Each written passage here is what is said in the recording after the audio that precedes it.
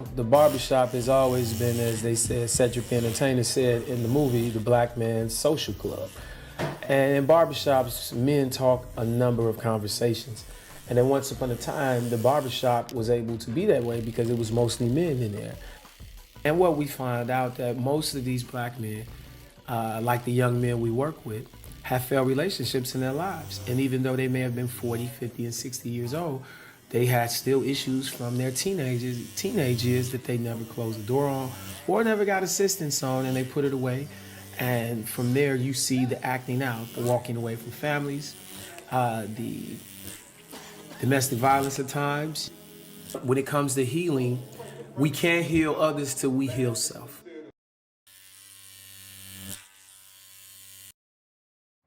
Hey, I'm Officer Benai with IUIC, is United in Christ. I'm here with... Kim. Barber over here at Klean Cuts off of 272nd and Pack Highway. Man, I just got a couple questions, man. I wanted to ask you. One is, how long you been here? Like, are you from Washington? Are you from Seattle? Oh, me personally, I'm born and raised Washington State. I grew up on 14th and Roxbury, just over here, not too far. Okay. I guess considered West Seattle. West Seattle? Okay, I'm familiar with that. West Seattle. The other question is, everything that's been going on in our community, I mean our community, not just here in Washington or West Seattle or Seattle in general, just how do you feel about what's been happening in our community as so-called blacks?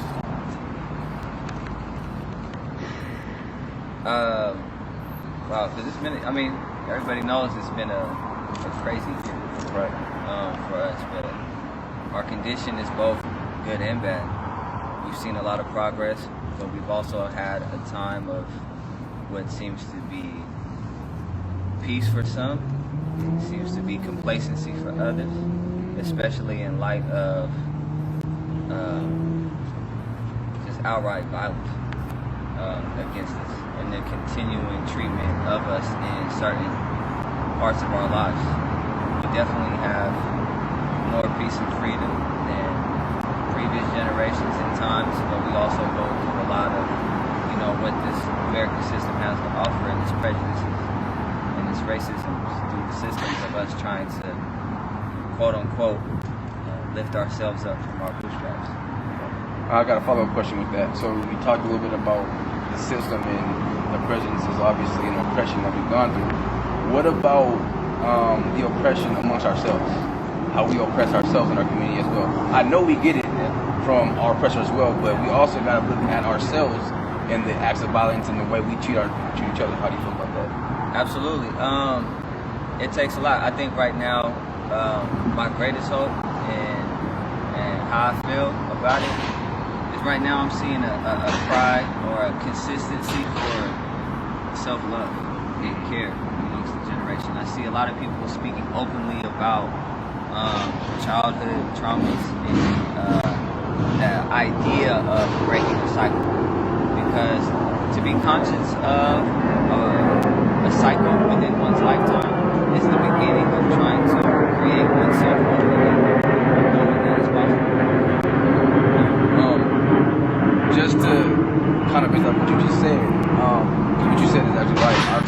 Our childhood traumas directly affect the way we are today. It affects our behaviors, right? Generational. Yeah. But what we're going to talk about today is how do we get from that place where our childhood traumas and what can heal us from our childhood traumas, and everything that you're talking about is all in the Bible, how we can get ourselves, how we can come together as a nation of people. Yeah. So that's kind of idea what we're going to be talking about today. So for those of you guys watching, stay tuned. We're going to get into it in a second. I got one question. Is you ready for war? Is you ready for war? 'Cause I'm ready. Yeah, I'm ready. You ain't ready for no war, boy. You can't even flip through your sword, boy. Let me see. Your sword is dull, boy. It's time to sharpen that sword up. How old did you get? I have 2 children. 2? How old are they? 9 and 6. They be like, hey dad, can we go outside and play? You be like, yeah, but I don't want you outside Don't be throwing no rocks at no cars. Don't be going to nobody's house. Don't be doing this. Don't be doing that. It's a group of kids outside, right? And you happen to open the door to go check on them, and your kids are doing exactly what you're another do. Out of all them kids, who are you going to punish? Punish? Yeah, because you see your kids doing the same thing all the kids in the neighborhood is doing. Who you gonna go snatch up and bring in the house? The one with the rock. Your kids, right? Because your kids are outside with them, right? But if everybody is out there. But this I'm talking about. Those are your kids, though. But to punish my own. So punishing is and discipline is only through what? Through reprimand? Like, of what kind? Well, in the instance I'm talking about right now, the punishment we're talking about now in Deuteronomy 28. We talking about physical punishment? This is our condition that we get this with God, but it's through physical punishment. Yeah. Now, how you handle your kids might be different, right? You might want to put them in timeout. You might want to have them heels to wall, do wall sits, however the case may be. But the analogy I'm using is that you identify your kids, that you gave them particular rules to follow. They didn't follow those rules, so you're going to punish them. You're not going to go punish 15, 20 other kids that are outside. Those are not your kids. I'm going to be honest with you, brother. And I hate this, to sound like I'm going against the grain, but I coach, right? I coach a football team. To be able to command 10 kids is not an issue. They're children. I get that. I have children of my own. Right? Look, bro, because I did the same thing too. I coached little league football, I coached in high school, so I totally understand it. And the reason why I'm giving this to you in this specific analogy is because it's just so you can see that us being God's kids, and Him giving us rules to follow, if we did not break those rules, if we broke those rules, these were our punishments, right? So the punishment He gives us, that madness, our acts of violence toward one another, is part of that punishment that God has given us. Go ahead. Amos 3:1. I'm gonna just help you out with the scripture. You know what I'm saying? Because what obviously is telling you is that God gave us particular things to do, a particular code of life, way of life, and we broke it. So because we broke it, now He's gonna have to chasten us because we're His children. That's what He's going into. But now I'm gonna show you where it's saying that. You understand what I'm saying? That God is only dealing with us, and based upon the fact that He's our Father, He's dealing with us, and He's not dealing with the other nations. Read that. The book of Amos, chapter 3, and verse 1. Hear this word that the Lord has spoken against you, O children of Israel, against the whole family which I brought up from the land of Egypt, saying, you only have I known. What did God just say? You only have I known. You Israelites, you only have I known. Go ahead. All the families of the earth. So you're the only people that I know. Therefore, So because of that, He said, therefore, I will punish you. I will do what? Punish you. I will do what? Punish you. So because you're my children, I only know you. Therefore, I'm going to punish you. Go ahead. For all your iniquities. For all your iniquities, for every time that you transgress against me. You understand what I'm saying? So that's what He's bringing out. He's telling you that God only knows us as a people, and because of what we've done by breaking His commandments, He's only going to punish us. You understand what I'm saying? Until we recognize, okay, we've sinned against God, and then we return to God in righteousness. And then that's when Deuteronomy 28:5 happens. Read that, Deuteronomy 28:5. The book of Deuteronomy, chapter 28, and verse 5. So remember, I just read to you that if we break the commandments of God, then He was going to curse our businesses. Now I'm going to read to you that if we keep the commandments of God, go ahead. Blessed shall be thy basket and thy store. What did He say? Blessed shall be thy basket and thy store. So if we keeping the commandments of God, which goes back to what Benaiah told you earlier, the reason that it's hard for us to have group economics and thrive in it is because God is not blessing us. Why? Because we're breaking His commandments. You see what I'm saying? Once we start to keep His commandment, we would notice that our businesses will begin to thrive because the Lord is blessing us. You see what I'm saying? That's the important part. So what you're saying about group economics is great, but we got to be doing it under the banner of God. You know what I'm saying? And under the banner of Israel, or else God won't bless it. That's all He's saying. You know what I'm saying? Real quick, go back to Deuteronomy 28 and 68. And I'm going to just ask you this. Because, I'm looking around, I see you got Martin Luther King, I see you got Malcolm X, you got Nipsey. So I see some kind of, quote-unquote, African-American presence. You understand what I'm saying? So I see that you're into that. But now I got to bring this The scriptures say, where there is no vision, the people perish. Shalom, Israel. This is Bishop Nathaniel. I want you to know that you can view all our Sabbath classes live on IUIC TV. That's right, I said on IUIC TV. Do you know your history? I'm going to show you and prove to you that the Israelites are black, were always black. Dance floor time, just move up your body. Don't get loose and groove on the body. Bruise, wine. Put on the armor, the procedure complete. Me not go back, nah retreat. All traitors, every Jezebel must get delete. Me no sleep on a demon, me keep a full clip. Conspire me downfall, cause them want to see me slip. Stay close to the real ones, we seal off and legit. Cause I gotta use them to keep your soul from the pit. This a wild life, I swear the day. So how did black people get to America? They traveled on their own accord. Black people traveled on their own accord to America?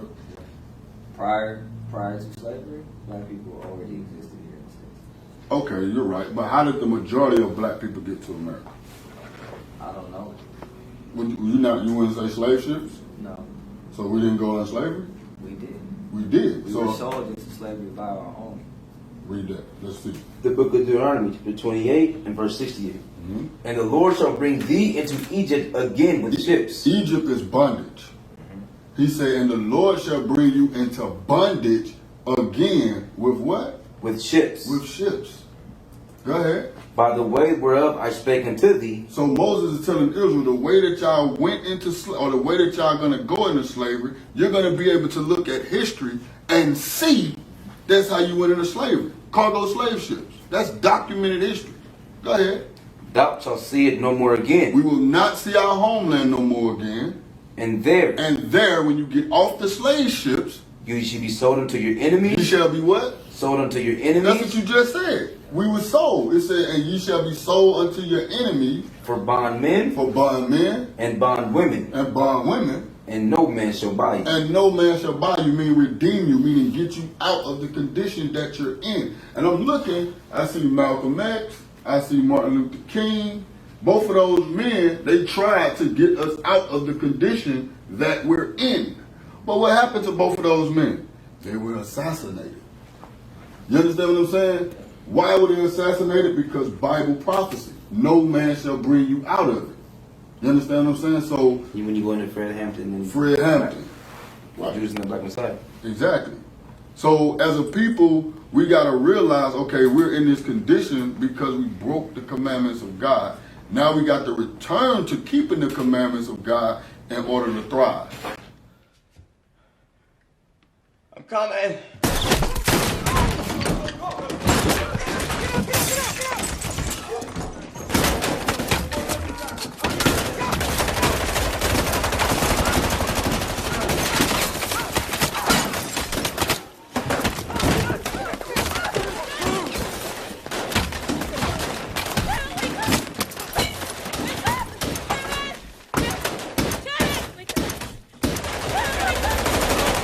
Turn on the fucking light! You can't, you get shot! Turn on the light or you get shot more!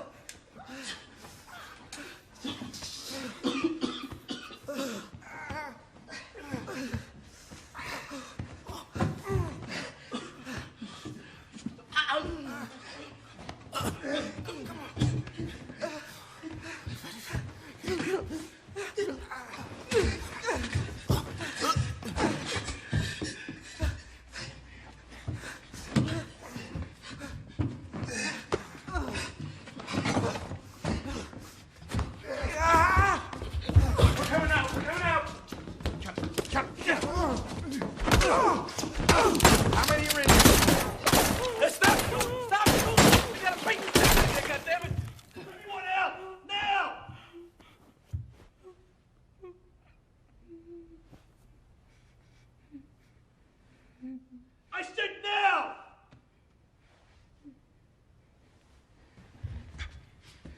Keep those hands up.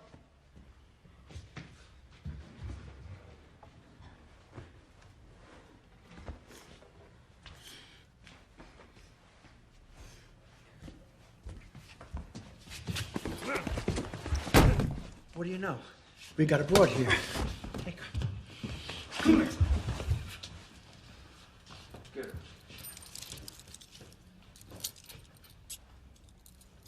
Looks like he's gonna make it. He's good and dead now.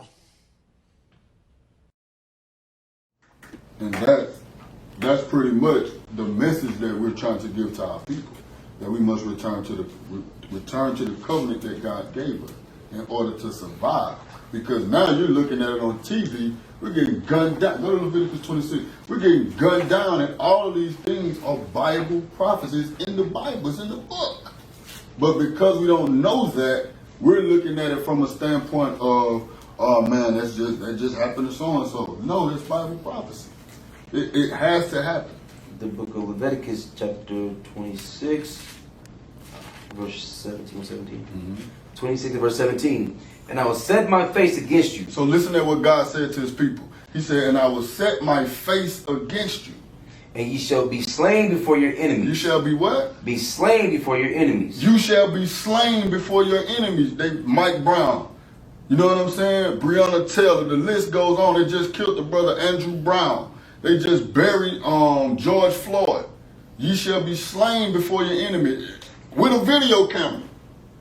So the whole world seen it. Ye shall be slain before your enemy. Go ahead. They that hate you. The people that hate you shall reign over you. Shall rule you. And ye shall flee when none pursue. That's why as soon as we see the police, what's the first thing everybody do? Run. That's Bible prophecy. You understand what I'm saying, bro? That's what we're trying to tell our people, that listen, man, all this stuff is written in the Bible. Everything that's happening to us as a people, and until we return to the Bible and obey what God told us, it's going to continue to happen. It's going to get worse. And just to back them up on that, Zechariah 11:5 goes into that, because what happened when we seen Tamir Rice, Sandra Bland, Mike Brown, all these, at that time, we hadn't seen none of them be even convicted, right? Mm-hmm. This was our first conviction that we've seen, and actually a guilty verdict that we've seen. But listen to what the Bible says, it's prophecy too. The book of Zechariah, chapter 11 and verse 5. Mm-hmm. Whose possessors slay them. Whose? Whose possessors slay them. How do they still possess us? Why? Because they still run the world.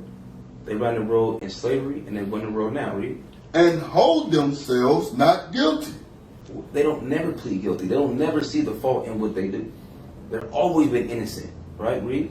And they that sell them say, blessed be the Lord, for I am rich, and their own shepherds pity them not. And our own people doesn't do nothing about it.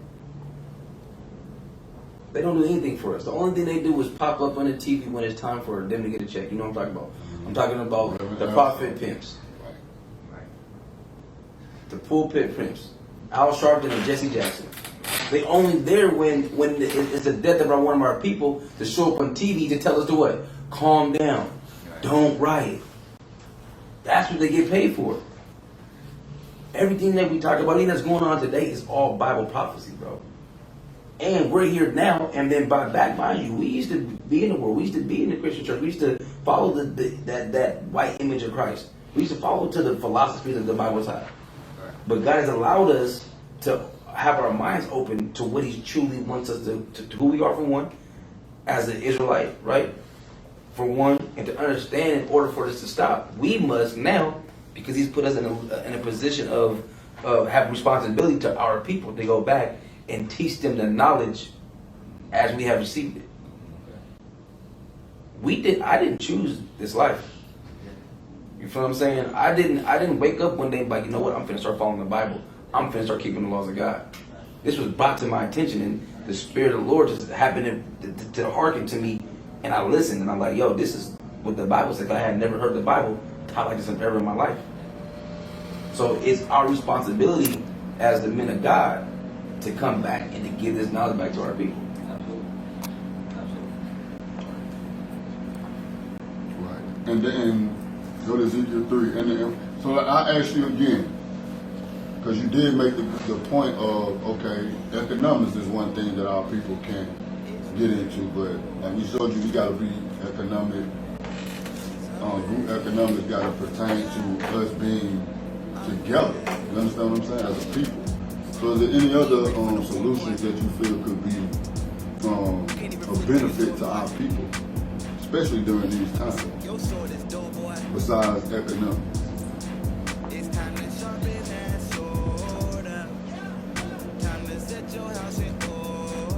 We used to scream black power while heroin was pushed. But at the end of the day, nothing's in vain. IUIC has been given a vision. The tents of Judah has risen. Many has attempted the mission. Minor murmuring, omitting, and missing the mark. Just reading that he had the flame of fire in his eyes gave us the spark. We on Paul's mission. We out on the road, purple and gold. From Mexico, Cuba, Haiti, Ghana, Sierra Leone. 144,000 boots banging, concrete crackling. These are our men repented at heart. The scriptures is proof. IUIC, we deliver the truth.